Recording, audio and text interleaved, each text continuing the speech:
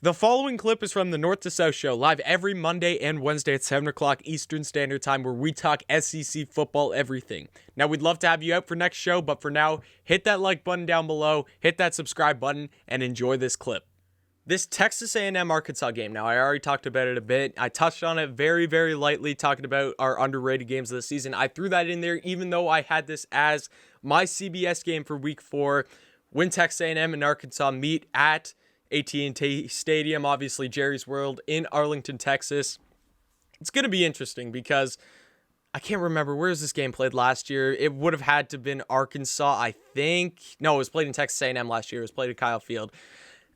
It's going to be interesting, just neutral site games. It doesn't make sense why you'd kick, obviously, your home field advantage away if you're Arkansas, but it's fun to travel to these sites sometimes. It's fun to have games at big NFL stadiums and stuff like that. So I'm expecting a very interesting game. So obviously Texas A&M goes out and wins last season. They win 42-31.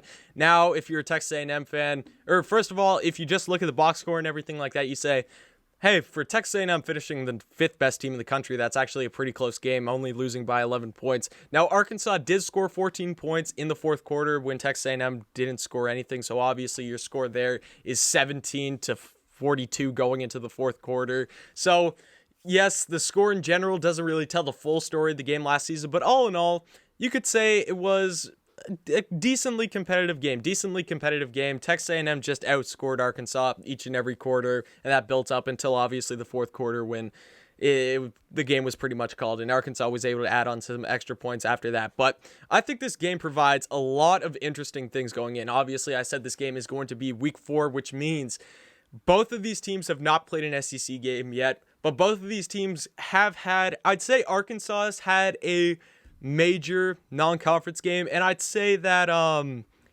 Texas A&M has had a mid-major conference game. I think Texas A&M has to travel to Colorado, which is going to be an interesting game. Obviously, you're going to be dealing with some altitude issues and stuff like that, traveling up in the mountains, and Colorado could be a decent team, so there's some interesting stuff there, very interesting stuff there when Texas A&M has to travel to Colorado. By the way, this game will also not be Texas A&M's first game of the season at an NFL stadium, because that game in Colorado is being played at Mile High Stadium, obviously home to the Denver Broncos. So within 4 weeks, or 3 weeks even, within 3 weeks, Texas A&M will have played at 2 NFL stadiums. Interesting fact for you there. And then obviously Arkansas week 2 has Texas traveling to Fayetteville to take on Arkansas, obviously, and that's going to be a very interesting game as Sark and his team, they play Louisiana Lafayette week 1, then they go out and play Arkansas. I think that's lining up for a very, very interesting start for Texas.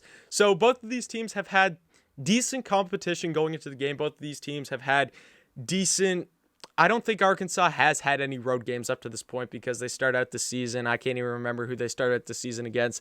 Arkansas starts out the season versus Rice, then they play Texas, then Georgia Southern, and then they play Texas A&M at neutral. So the first 3 games, they all get at home. Texas A&M plays Kent State at home, which Kent State actually has a decent offense this season, so that might be an interesting game. You have Texas A&M taking on Colorado, obviously in Colorado, and then they got New Mexico at home. Ultimately, before this game, when they travel to Arlington, Texas. Before I get into talking about like my final thoughts and everything like that and give my final prediction of this game, I'm going to go through the same thing that I did with the Florida and Alabama game, where I'm going to go through each team's keys to the game for both of these teams and what I ultimately think will lead them towards success to be able to win this game. So very interesting for both teams. First of all, for Texas A&M, I think Texas A&M, first of all, my first key is run the ball down Arkansas's throats. I think that Arkansas has a great secondary. Arkansas's linebackers, I think, is the strength of this defense. Their defensive line, I think, is the weak spot of this team. This team was giving up 190 plus rushing yards each and every game, and I think that could be no different this season. Texas A&M, I've already made a video on this when I compare Texas A&M's running back room to Georgia's, who I think are the 2 of the best running back rooms in all the nation. Obviously, you got Spiller, you got Chain, you got Anaya Smith, you got some real talent back there. You have one of the best, if not the best, running back rooms in all of the country. Just use it. Arkansas's defensive line is their weakness on that team, and your running back room is the strength. Now, I know that there are some problems with the offensive line that hopefully, if you're a Texas A&M fan, I'd say you're hopeful at this point that will be fixed, that you will have your offensive line glued by then, but you can never be too sure. So I think one key for Texas A&M, just run the ball down Arkansas's throats. Arkansas obviously showed last season that was the weakness on their defense, stopping the run game, so really attack that here. I think another thing, Texas A&M really has to eliminate Arkansas's running game because they allowed 200-plus running yards to, I'm pretty sure Traylon Smith was the leading rusher last season at that point. This will only be Haynes King's fourth game, and the O-line, like I said, won't be completely gelled. Basically, what I'm saying in this point is you can't expect the offense to be perfect. You can't go on with this offense that Texas A&M has only coming into week 4 and be like, this is a team that's going to put up 50-plus points in this game. Therefore, I think this defense has to do a job and limit this Arkansas offense to scoring anywhere, I'd say, less than 25 points. If you can limit Arkansas's offense to scoring less than 25 points, I think that will put you in a good spot.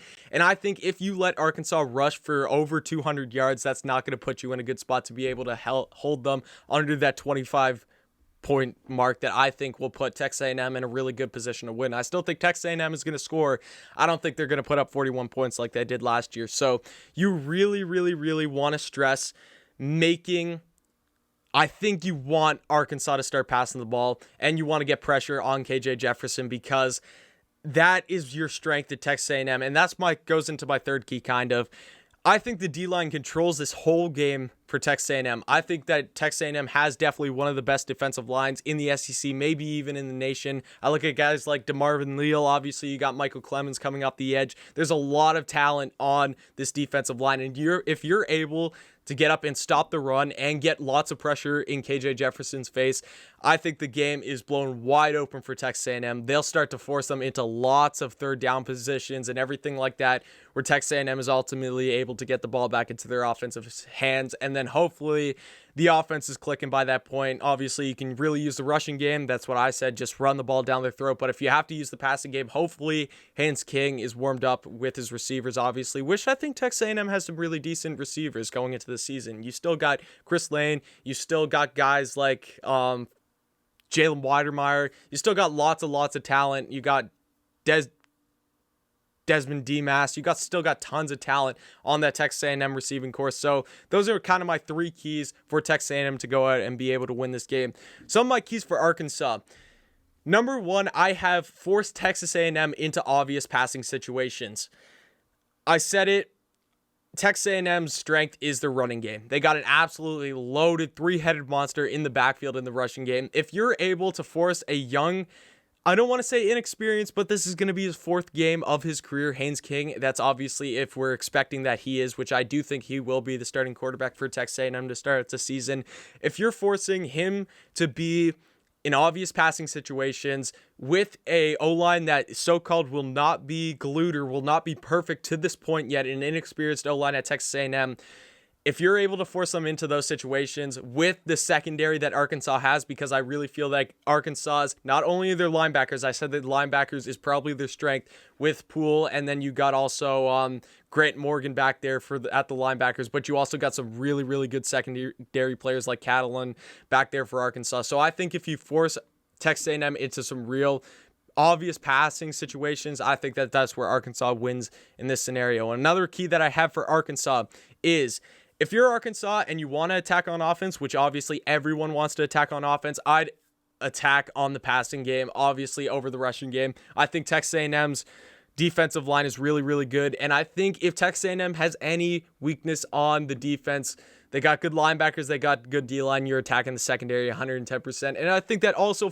falls kind of into a strength of Arkansas's is that receiving room. You got some great pass catchers out there for Arkansas. Obviously, Traylon Smith will be there. You're going to have Hudson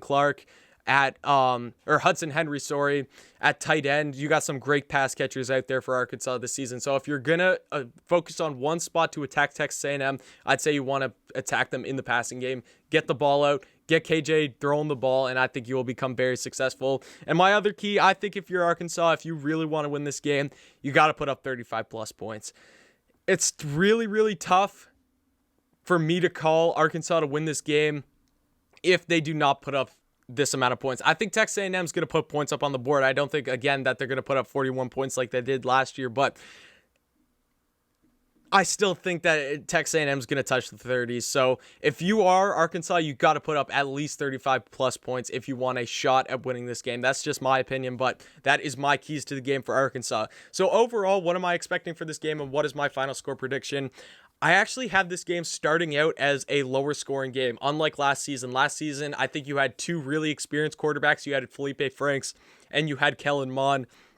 You're coming in with the opposite this season. KJ Jefferson and Haynes Kings are way more inexperienced at this point of their career than both of those guys that I just named. So you're playing in an NFL stadium. It might be sold out. I'm not knowledgeable enough to call that if that game will be sold out or not, obviously due to where it is and everything and what fans are going to travel. Obviously, the game is being played in Texas, but that doesn't mean that it's near College Station, which College Station I think is obviously more closer to Houston than it is to Dallas. So I can't say if the atmosphere will affect the outcome of this game, but I ultimately think that these two defenses right now, I like them in a better position than I have the offensives. So I think in the first half, just nerves and everything, and flat out how the game is going to be played, I think the defenses take over in the first half. But then as the second half comes into fruition and everything like that, I think that's where the offenses start to heat up. More specifically, I think Texas A&M's offense really starts to figure out who they are, and they really start to find the strength. And obviously, I think that's in the running game, but not only the running game,